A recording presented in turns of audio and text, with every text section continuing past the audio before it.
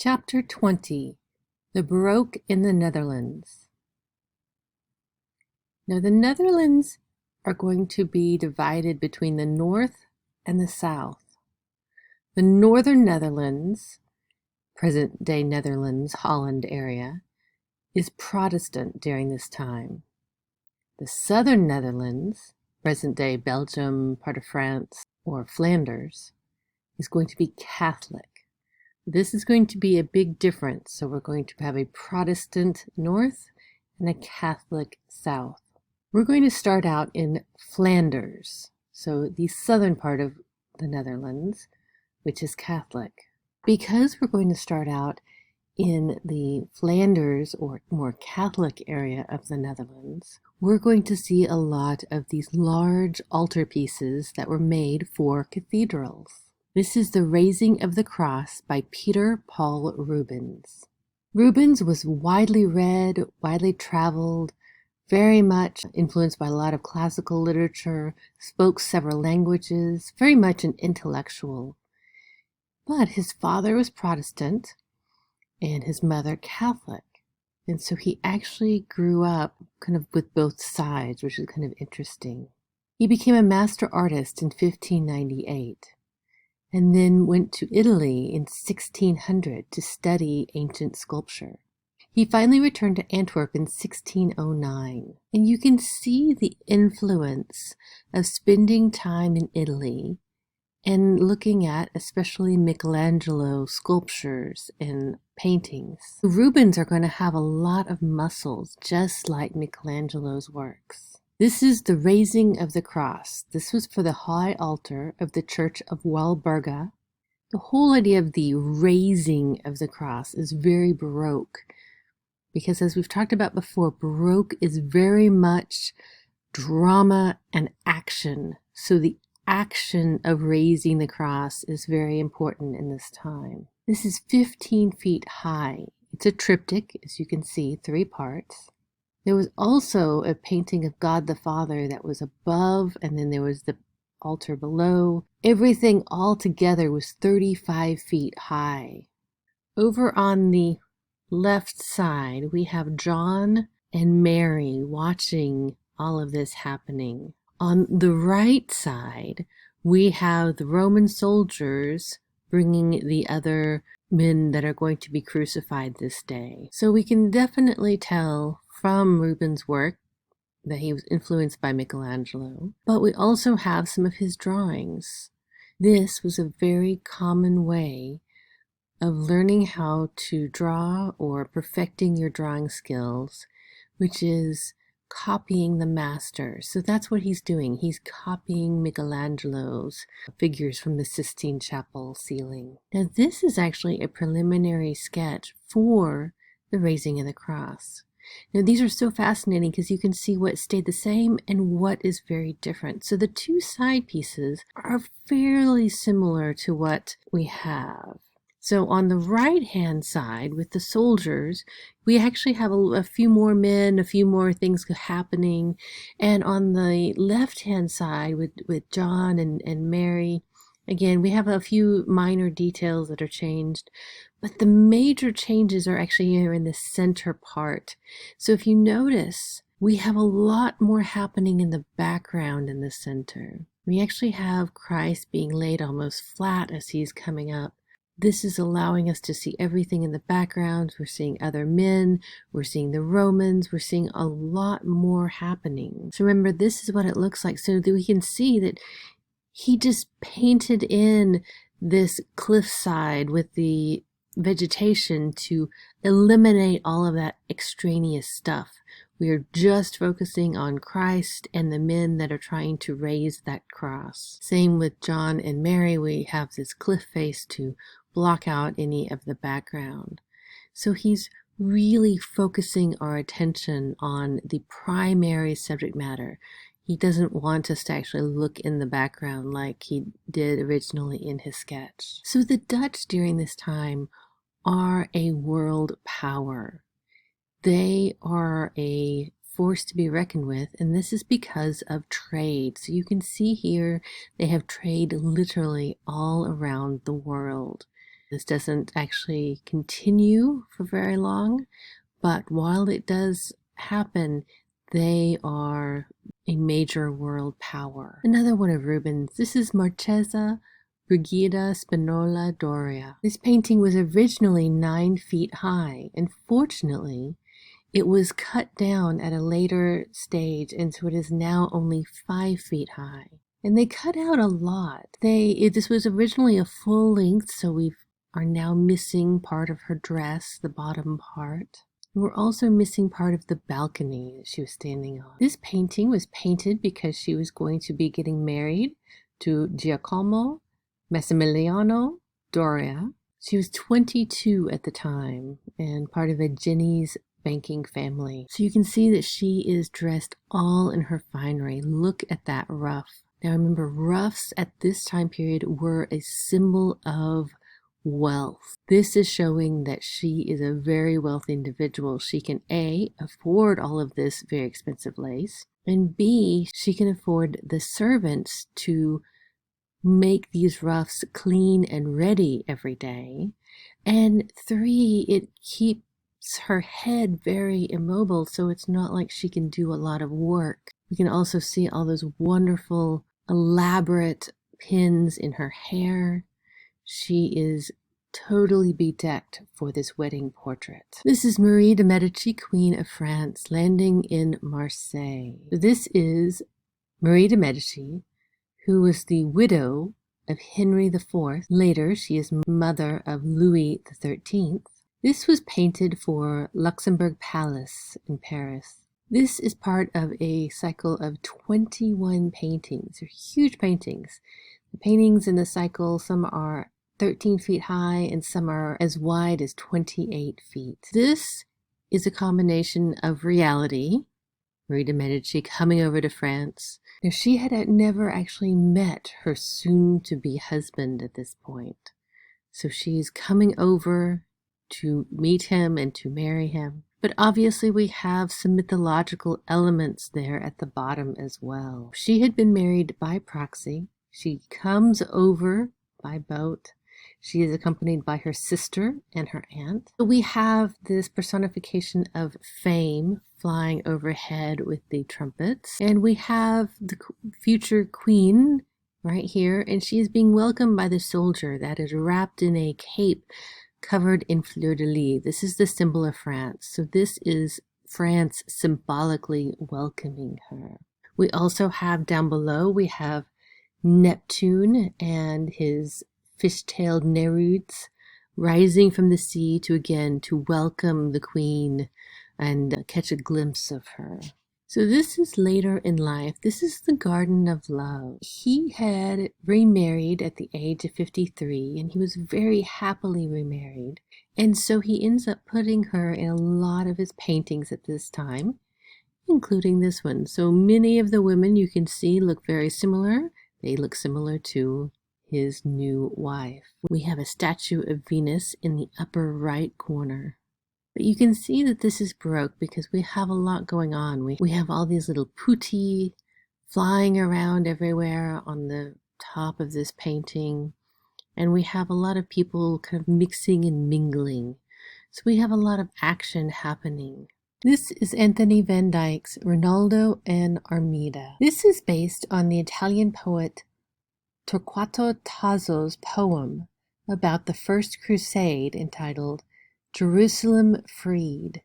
This is from 1581. Armida, who is the niece of the king of Damascus, was sent by a witch to the Christian camp to lure away the knights. She tries to seduce the Christian knight Rinaldo to kill him, but she falls in love with him instead. They end up leaving for the island of the Blessed. There's also an opera titled Armida by Claudio Monteverdi, which premiered in Mantua in 1628, just the year before this was painted. Anthony van Dyck was one of Rubens' students, and you can see the influence in this painting. Anthony van Dyck ultimately becomes a court painter for Charles I. You have Armida Here she was about to kill Ronaldo, who was asleep with a sleeping potion, but she falls in love and she can't do it. And of course you have them surrounded by all the little putti and the nereid down here, the half woman, half fish here. Another Anthony van Dyck. This is Charles the First hunting. Anthony van Dyck was court painter to Charles I, so this makes a lot of sense. He's portraying Charles in the fashions of the day. Jacob Jordan's The King Drinks. This is celebrating the Feast of the Epiphany, or the Three Kings, which in Flanders is celebrated on January 6th. Friends and family gather for a meal and they choose a king. It's typically the oldest man. In this case, the man is based on Jordan's own father-in-law and former teacher, Adam van Noort. And there's also a queen and a jester assigned. So the idea here is that every time the king drinks, everyone has to shout, "The king drinks!" and take a drink. So the idea here is that they are having fun. They're probably more than a little tipsy at this point, and you can see the chaos that ensues. In this lower left quadrant, you see the gentleman here who is losing his dinner, and that is actually a physician. You can tell from his cap that is a physician's cap there, and you can see the merriment. So we've got a form of bagpipes being played in the background. You can see everyone has their drinks and a pipe. And this lady in this far right, she's actually wiping a boy's bottom there again at the table itself, showing the chaos that ensues. A little bit different one here. This is Allegory of Fruitfulness, also by Jacob Jordan's. This is much more classically inspired, as you can see. This is Jan Bruegel the Elder and Peter Paul Rubens, The Allegory of Sight. So this is Jan Bruegel the Elder, son of Peter Bruegel. It's one of 5 pieces. This is a Wunderkammern, or Room of Wonder. So these would be oftentimes in very wealthy individuals' homes. This is where you would put all of the art and stuff that you collected on your various travels. You can see we have everything from seashells to paintings to scientific instruments.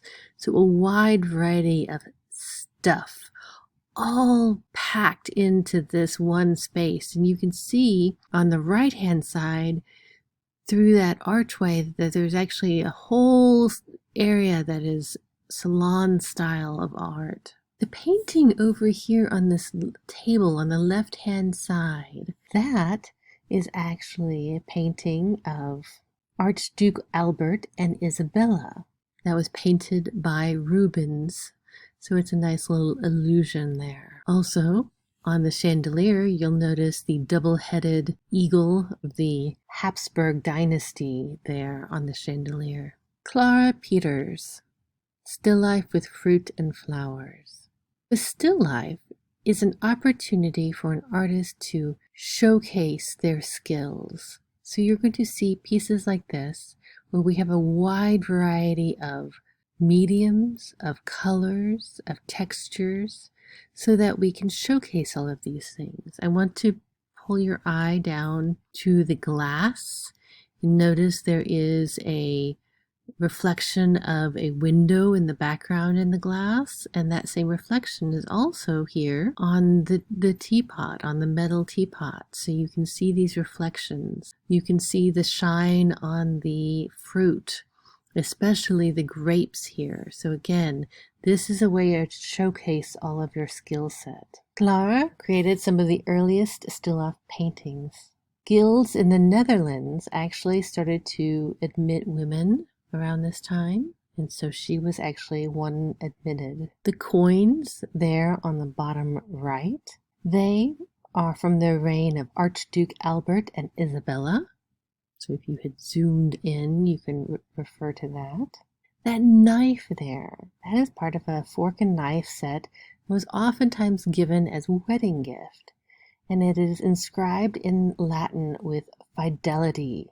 It's also inscribed with her name, so it probably was a wedding gift to her. Some of the fruits here are apple, pear, plum, apricot. We also have filbert or hazelnuts. We have in flowers, we have roses, tulips, columbine, marigold, cornflower, borage, wild pansy, forget-me-nots, and lilies. So a wide variety. We also have the little shrimp on the bottom. We have the grapes, we have the cherries. Franz Snyder's Still Life with Dead Game, Fruits, and Vegetables in a Market. He worked with Peter Bruegel the Younger, brother of Jan. So we actually have a couple of things that are kind of hidden. So at first this looks like that he is a meat seller in the market. So we have all the dead game there that he is trying to sell, and you can see some of those fruits and vegetables. But then we notice a couple of other things happening. Look very closely at the man, and then look closely, and there is a young boy that is trying to pickpocket him, trying to steal his money. Also, you'll notice down here on the ground that we have these two roosters fighting, and then you notice these little eyes. There's a black cat in the shadows waiting to find out who wins that fight so he can swoop in and get some dinner. This is 1614. In 1613, there was actually a new law regulating the sale of game. Only certain hours, only certain locations, like in front of the town hall, like we see here.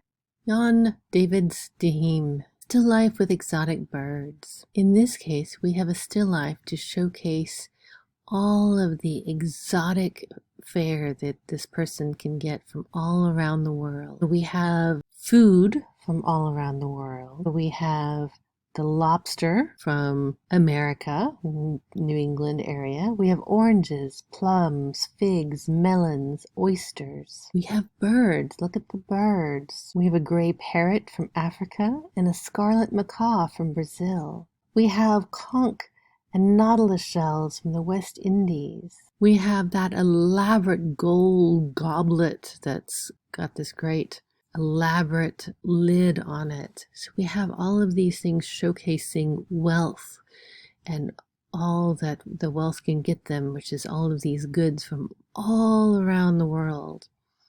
Because remember that map that we just saw, that in the Netherlands there was a lot of trade going on. So this is why they're able to get all of these goods. Now we have a term, pronk, P-R-O-N-K, pronk. It is showy, ostentatious.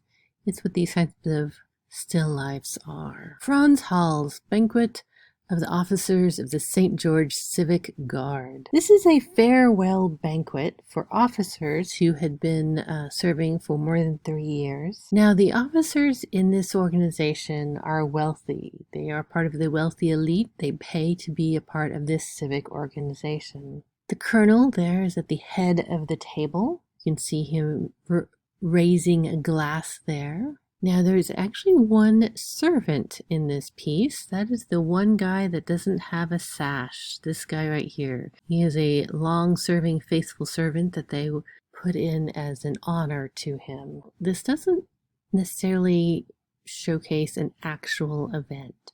This is meant to showcase the men themselves. It was basically a way to have a more dynamic group portrait. So instead of just having a bunch of guys standing or sitting, we needed them to do something. So let's have them eating at a table.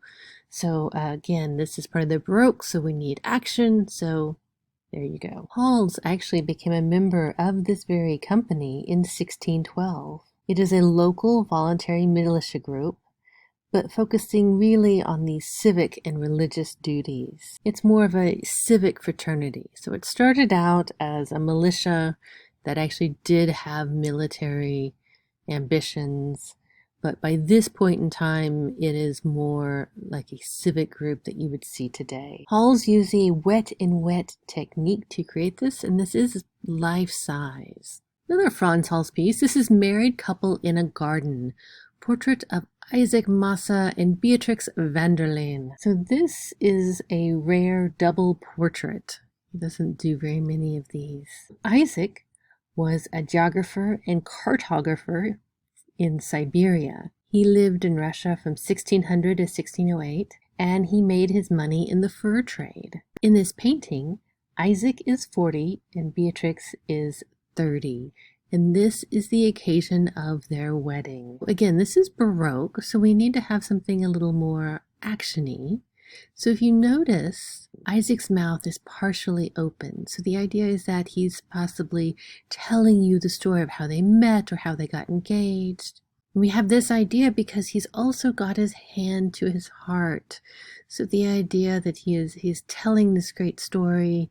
She's looking very lovely over there, and you can see her wedding ring in this portrait. So again, the showing off of the wedding rings, not a new idea here. We also have things like ivy there at the bottom. Ivy represents steadfast love, faithfulness, and fidelity. Also in the background, you can see a couple of peacocks. Peacocks go back all the way to ancient Greek times. They were a symbol of Juno or Hera, and she was the goddess of marriage. So we have these symbols of marriage in the background. By the way, when I mentioned her wedding ring, you will notice that it's actually on the index finger. That was very typical, especially of the Jewish tradition at this time. Another Franz Hals piece. This is the Jolly Topper. We have some action. He's drinking, he's talking, he's gesturing with his hand. Another female artist, Judith Leister. This is her self-portrait. This is her presentation piece to the Guild of St. Luke in Haarlem in 1633. She was one of the most well-known followers of Franz Hals. She excelled in portrait and genre painting. Now, the portrait that she's working on is actually a very popular work of hers. So she's reminding people that, yes, I painted this popular piece. You'll also notice the large number of brushes that she has in her hand. So the idea is to showcase her skill set. You'll also notice that she's wearing very beautiful dress with lace cuffs and ruff. This is very typical of the time where you were expected to be painting in your nice clothes. No such thing as painting clothes back then. She actually married another artist, Jan Mintz Molenaar. Here's another Judith Leister piece. This is called The Proposition. Now, this is a very interesting piece because there's some question of what actually is going on here. And I think this is very purposeful. So we have this man in this beaver fur cap, possibly a foreigner. He's holding out some coins. We have a woman who is working on some needlepoint by candlelight. But you notice that she's not actually looking up or paying attention to him, despite the fact that he has a hand on her shoulder. Part of this questioning of what's going on goes back to the Dutch verb neen, because it actually has two possible meanings. It can mean to sew, as you can see she's sewing, or to have sex. So the proposition could be he wants her to make him an outfit, or the proposition can be that he wants her to sleep with him. And we, the viewer, don't know which it is. Here's another Leister piece. This is Young Flute Player. The recorder there on the wall is signed with the monogram J.L., her initials, Judith Leister, and a star. The star is actually a pun on her name, which means leading star. Rembrandt van Rijn. This is a portrait of Saskia van Uylenburg. This is Rembrandt's wife on their engagement when she was 21 years old. Unfortunately, she died at the age of 30. This is in silver point. Silver point is made when there is a specially treated material. Then you have a silver stylus. And this was a very popular way to draw before graphite pencils were invented.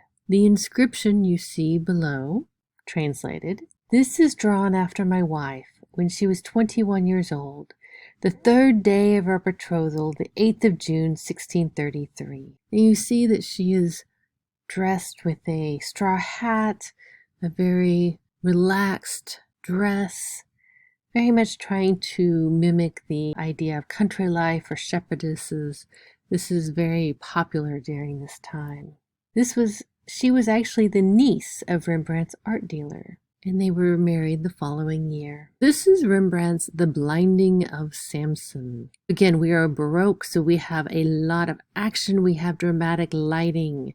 Look at this dramatic lighting coming in as the tent is being opened, and you have this flood of light coming in. Very theatrical as you've got the light hitting the figures, hitting the metal on some of the figures here on the far right.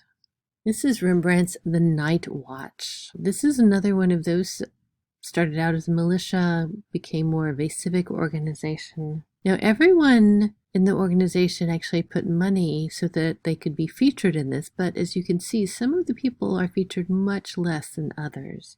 There's obviously a huge focus there on the captain. You can see him in kind of the spotlight there. The event that they might be assembling for could be Marie de Medici's visit to Amsterdam. This was in 1638, so that would have been in recent memory. So that's possibly what he's referring to here. The name The Night Watch. This actually has nothing to do with the painting as Rembrandt painted it. What happened is the nickname, and that's because of the varnish that Rembrandt used darkened considerably over the years. So over time it became very, very dark and very hard to see. So it was nicknamed the Night Watch, a little catchier than the company of Captain Franz Boningkock. Now, unfortunately, 1715, they actually cut it down to fit a different space, and actually 3 whole people were removed at that time. You also notice the small girl there. She's in the yellow dress, the left central position. She's kind of a mascot. You'll notice that there's some claws of a dead chicken on her belt. They represent clavinars, which is a arquebusier type of gun. She is holding the militia's goblet. The man in front of her is wearing a helmet with an oak leaf, a traditional motif of the arquebusier. The dead chicken is also meant to represent a defeated adversary. The color yellow is often associated with victory during this time. She is representing victory and the militia aspects of this organization. So here you can see the piece. Again, they have removed that really dark varnish that happened in the 1940s, and they have this behind panes of shatterproof glass, and then they have a special inert gas in there to keep it in good shape. This is Rembrandt's The 100 Guilder Print, or Christ Healing the Sick. The 100 Guilder Print is a nickname. This is based on Matthew chapter 19. This is Jesus preaching to the poor and outcast. Now, Rembrandt has a deep sympathy for the Jewish people. And at this time, we have a lot of persecution over various parts of Western Europe. So we have a lot of Jewish people coming into the Netherlands at this time. They are often his models as well as his patrons. Now, this is actually a combination of etching and dry point. It's very Baroque. We have this dramatic lighting. Again, the idea that the light is emanating from Christ himself and just bathing over the people, because behind him is all this deep darkness. The 100 guilder print, that refers to the fact that it sold for 100 guilders, which at that time was a lot of money. This is Rembrandt's Bathsheba with King David's letter. This is based on 2 Samuel 11, 2-27. This particular part of the story is not detailed in the Bible, but before and after is. The idea is that she had probably just come out of the bath. You can see that her servant is drying her off, and she has read this letter from King David, and she is lost in thought, trying to decide what to write as a reply. You'll notice that Rembrandt has not idealized the body. It's very natural, very feminine body here. But this painting was scandalous. Not only did he portray this casual nudity, but his model was Hendrik Stoffel, and she was living with Rembrandt. They were not married, and she was pregnant in 1654. Remember, his first wife had died many years before, 12 years before. He was very much single, but he was living in sin with Stoffel, and a church committee actually censored her for living in sin. So because of these connections, this was a very scandalous painting, him painting her as Bathsheba. Here's a self-portrait, and you can see that he uses this opportunity to again showcase his skill. We get this great light versus dark playing on his face, so we have the darkness coming from his hat and the surrounding nature, so we have just this light shining on his cheek and nose there. And we have these great details on his clothing. In order to portray himself in all these self-portraits, he actually spent a lot of money on a large mirror. Mirrors cost a lot of money at this point. Here is just a handful of the self-portraits that Rembrandt did over the years. And finally, the return of the prodigal son. So you can see this is when the son is coming back to the father, shaved heads, arms crossed across his chest. The older brother is the one on the right that is unmoved and upset with the brother. The father is the one that is going to embrace him. Now let's look at landscape, still lifes, and genre paintings. This is Jacob van Ruysdael, Bleaching Grounds near Haarlem. You notice that the sky takes up 3/4 of the painting itself. What's happening here is this is a place where linen is being made, and it's actually very, very popular because the water around this area is very clear and pristine. So they're washing this linen, and there you can see these long white lines. So you can see how this linen is being dried out in the sun. You can see that it's taking up the entire field there. Haarlem water was known for its purity. We also have some windmills there in the background, and of course this wonderful church. Another Van Ruysdael, this is the Jewish cemetery. Now he's combined reality with some fantasy here. The cemetery he took from reality. The ruins of this kind of abbey church, again, reality, but it was actually 25 miles away. So he has put these two very distant things right next to each other. You'll also notice that there is a slight rainbow starting to appear. So the idea is that we had this very destructive storm coming through here. So you can see that this tree has fallen, probably hit by maybe lightning or strong winds, and you can see the destruction, and you can also see the destruction of time on the cemetery and then that Romanesque abbey, and you can see that things are falling apart and crumbling. Also, there are some people here in the very bottom. Pieter Saint-Redam. This is the interior of the choir of St. Bavo's Church in Haarlem. It's one of 11 pieces he did of St. Bavo's Church. And he likes doing these kind of impossible views. So basically there would have been not a good way to get this angle because of other parts of the church there. These are very measured, very detailed, almost architectural drawings. But it's a good example of what the churches are looking like with Protestantism. They're being whitewashed, so all of the frescoes and mosaics and things like that, all of this decoration are being whitewashed over as the Protestantism becomes more popular. Wilhelm Klaas Heda, this is still life with oysters, a roamer, a lemon, and a silver bowl. Pay attention to how the light is reflecting off of the various surfaces. He's doing an excellent job here, but especially pay attention to this central glass. And you can see the window being reflected 3 different times, 3 different ways there. Also, you notice down here this little rolled up piece of paper. This is what would oftentimes be used to have pepper. So there would have been pepper in it.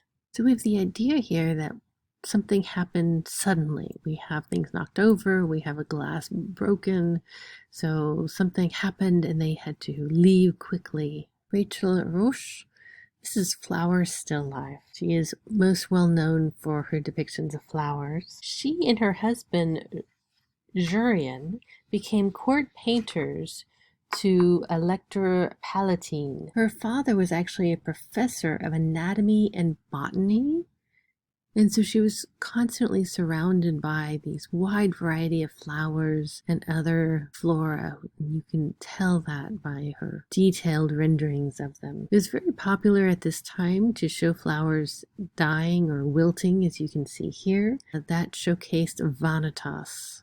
Jan Steen, the Feast of St. Nicholas. We have the young girl there in the center. She is holding a St. John the Baptist doll. And basically this is like Christmas morning. So St. Nicholas Day, this is a very popular way to celebrate the holidays at the beginning of December. And you can kind of see the chaos, everything. But the young boy that is crying, that's because he only got a birch rod, so kind of the equivalent of coal in his stocking. But if you look very closely, the grandmother there in the background, she is motioning to him.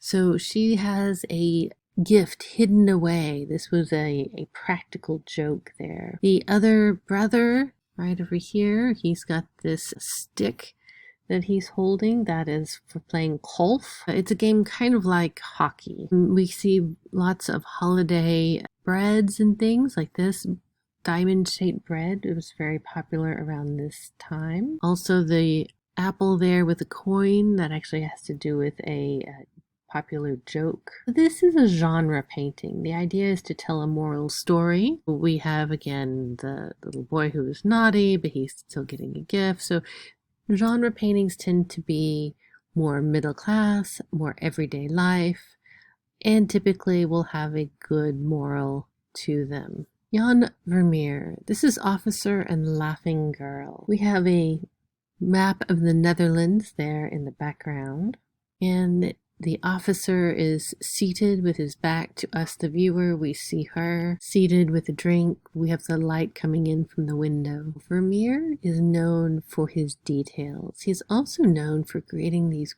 great scenes where you can really just imagine a lot going on here. Vermeer was also a perfectionist, so he would hang on to his paintings and work on them forever. But this was actually not good because at this time, France had invaded Holland, the economy had bottomed out, and he was not getting the commissions.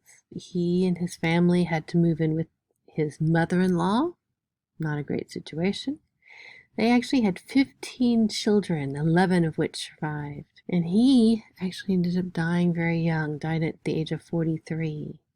We have about 35 paintings known to him today. Some are of questionable authenticity, so hence the about 35.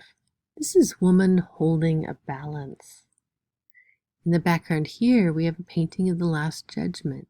Again, we have the light coming from the window. We see her dressed in this wonderful frock. Some say she is pregnant. It's hard to tell in this if that is more of the fashion or if she is pregnant, but that could have something to do with all of this. And she's weighing her treasure. She's weighing her jewelry from her jewelry box there. The vanishing point is actually here at the pinky. One of the things that he did is he would put a pin in the canvas and then use some string to create these perfect vanishing points. This is the love letter. We don't know if she just received the letter or she's about to give the letter to her maid, but we see again some action happening. Also pay attention to the young woman's coat or outer garment there. We're going to see that again. We see a lot of things reappearing in his paintings. Speaking of paintings, there's two paintings on that back wall. The first painting is a man walking a path. The other one is a ship across the sea. Here's Lady writing a letter with her maid. In this case, the vanishing point is the left eye of the woman writing. Now, interestingly enough, this painting actually was stolen twice. It belongs to the Rusborough House in south of Dublin. It was originally stolen in 1974 and then stolen again in 1986. But because of that last theft, we actually know a lot more about it. So it was recovered, obviously, for both thefts. And after the second theft that they did a thorough cleaning on it, they actually discovered something. And the paint started to come off, always a scary thought. And what they found was right here, this little red dot. The little red dot, that is a seal. So the idea is that she crumpled up this letter. She ripped it open so quickly that the seal flew off and she crumpled it up, and now she's writing her reply. So we get kind of a sense of urgency here instead of the idea that possibly this was an earlier draft that she crumpled up. No, this might have been the letter she received and she's replying to it. So it gives some more immediacy, some drama to the situation. You'll also notice that flooring we've seen in several paintings by now. And here is a lady writing a letter, and you notice that she is wearing the same outer garment that we saw previously. This is the concert, and same flooring that we've been seeing. And this was actually stolen from the Isabella Stewart Gardner Museum in 1991 in Boston, and unfortunately has never been found. And of course, the famous girl with a pearl earring. One of the things I wanted to point out with this one is actually the color. You notice the beautiful colors he's using. The blue scarf that he has wrapped around her head. The blue is coming from ground lapis lazuli. We've talked about that material a lot. Again, at this point in time, it was more valuable than gold, so that blue color, very expensive to get. The yellows and browns come from minerals mined in Europe. Those really red lips. That red comes from insects who live on cacti in Mexico and South America. That white for the eyes, the earrings, this comes from lead, also mined in Europe. And that very deep blue background, that is indigo from either Asia or North America. These materials that he's having to use to create these colors are from all around the world, and some of them are deeply expensive. We talked about the pin and string method that he used. He also used a relatively new invention of the day. This was a camera obscura. This is a box with a small hole that allowed entrance of light, and it projects an upside down image of an object outside that is cast on the wall of the opposite end of the box. Basically, this is a way to transfer something from point A to point B. And this is a way to get things to be very accurate. And we do know that he utilized a camera obscura. At least they had one in the home at one point. Gerard Terborch, lady at her toilet. You can see that she is dressed in finery. You can see the silk and the wonderful way the light is hitting that silk. You really want to reach out and touch it. This would be a contemporary room for this day. Obviously, someone very wealthy. You can see there's a Turkish carpet on the table, and interestingly enough, there's a mirror on it that shows her profile. But in reality, that's not the angle that you would see if that mirror was truly on that table. We have a dog in the background, could be her personal dog, or could be again a symbol of fidelity.